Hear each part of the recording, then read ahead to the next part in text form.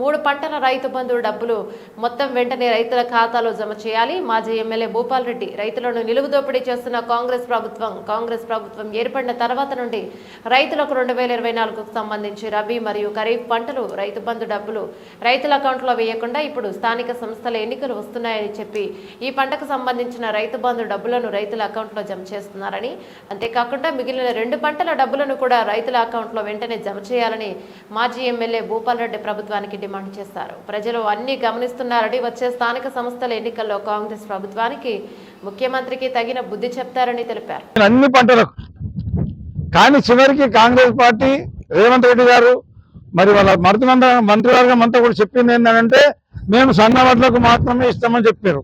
ఆ సన్న వడ్లకు రబీ 2025కు మాత్రం ఇచ్చారు. ఈ ఖరీఫ్ 2025కు ఆ బోనస్ ఇస్తామన్న బోనస్ అది కూడా వాళ్ళు చివరికి చెప్పిన అబద్ధం కూడా అది కూడా నిలబెట్టుకోలేదు. అదే మాదిరిగా జొన్నల కొనుగోలు చేసి ఇప్పుడు 2 మాసాల నుంచి కొనుగోలు చేస్తున్నారు. ఇప్పటికీ జొన్నలు కొనుగోలు చేసిన జొన్నలకు రైతులకు ఇంకా డబ్బులు వాళ్ళకు జొన్నలకు సంబంధించిన డబ్బులు ఇంకా చెల్లించలేదు. అది తొందరగా చెల్లించాలని చెప్పేసి మేము డిమాండ్ చేస్తున్నాం. ఈ రేవంత్ రెడ్డి కాంగ్రెస్ ప్రభుత్వం ఏదైతుందో రైతులకు మేము అనుకూలంగా ఉన్నాం, రైతులకు మేలు చేస్తున్నామని చెప్పేసి రైతులకు మోసం చేసి రైతులను నిలువు దోపిడీ చేస్తున్న ప్రభుత్వమే ఈ కాంగ్రెస్ ప్రభుత్వం అని చెప్పేసి తెలియజేస్తున్నాం.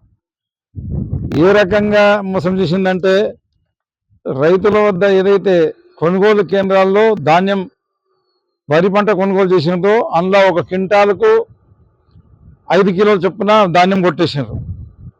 జొన్నల కొనుగోలు కేంద్రాలలో కూడా 1 క్వింటాలకు 6 కిలోల నుంచి 10 కిలోల వరకు జొన్నలు రైతులు దోపిడీ చేసినారు. ఈ రకంగా రైతులను దోపిడీ చేసిన ప్రభుత్వం ఈ కాంగ్రెస్ ప్రభుత్వం.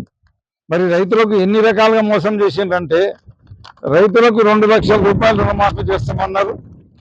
ఆ రుణమాఫీ అనేది ఫుల్లికే చాలా 65-70% రైతులకు రుణమాఫీ అసలు చెయ్యనే లేదు. అది ఒక మోసమే. రైతులకు రైతు భరోసా కేసీఆర్ 10,000 ఇస్తే మేము 15,000 ఇస్తాం రైతు భరోసా అని చెప్పేసి మాట్లాడాను. కానీ రైతు భరోసా 15,000 ఇచ్చుడు మానేసి రైతు బంధు ఇస్తున్న రైతు బంధునే 2 పర్యాయాలు ఖరీఫ్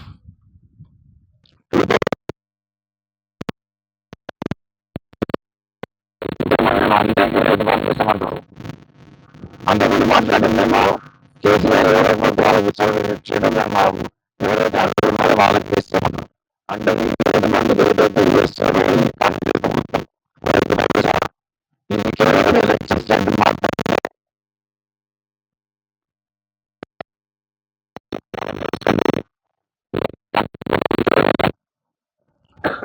2024 ఎన్నికల సమయంలోనే టీఆర్ఎస్ ప్రభుత్వం ఉంచిపోయిన డబ్బులని కూడా ఇవ్వకుండా అట్లనే ఆపి ఎంపీ ఎలక్షన్ సందర్భంలో ఇచ్చి మన ఓటు వేసుకొని మనకు మోసం చేసిండ్రు.